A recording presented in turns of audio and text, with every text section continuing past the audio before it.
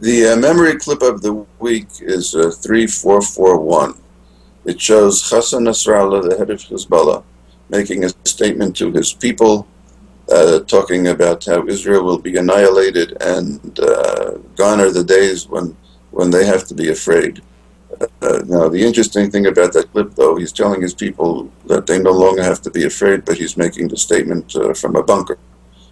Two of the accomplishments of Israel's campaign in Lebanon in 2006 is that Hezbollah stopped launching rockets, and Nasrallah doesn't go outdoors. So it's always interesting to see what they say and how they behave.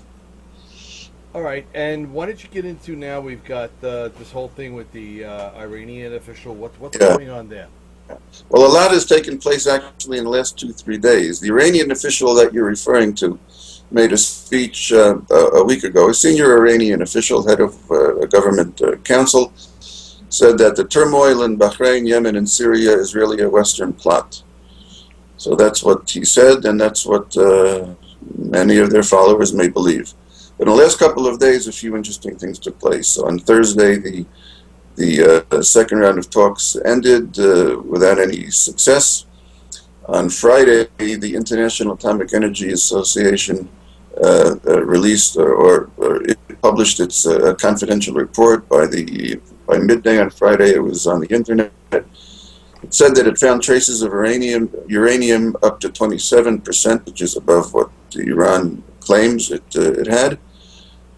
Turns out that and Iran dismissed it, saying it was just a technical glitch. Turns out that there are Western experts who agree with that it seems that it was just a technical glitch. However, the report also said that Iran has, instead of the 160 pounds of 20% enriched uranium, they have 320 pounds of 20% enriched uranium. That's a problem. On Monday, yesterday, Iran announced that it will not halt its uranium enrichment up to 20%, which is what the West wanted. It has more than enough for many years, but it said it will not halt its enrichment. The third round of talks is scheduled sometime in June. We'll see what happens. A couple of other issues regarding Iran, from the serious to the strange.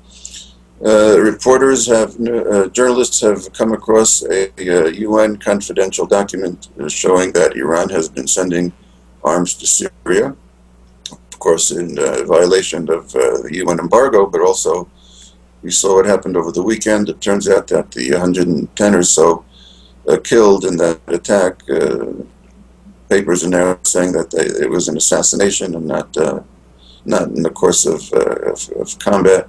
A number of European countries are expelling their Syrian diplomats because of it, and Iran is sending Syria weaponry.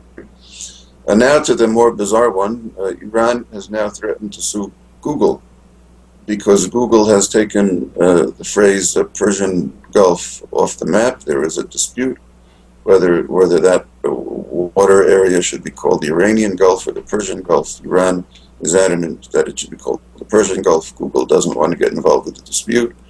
And Iran is so therefore took any reference to what the name should be off its maps, and Iran is now threatening to sue Google over this.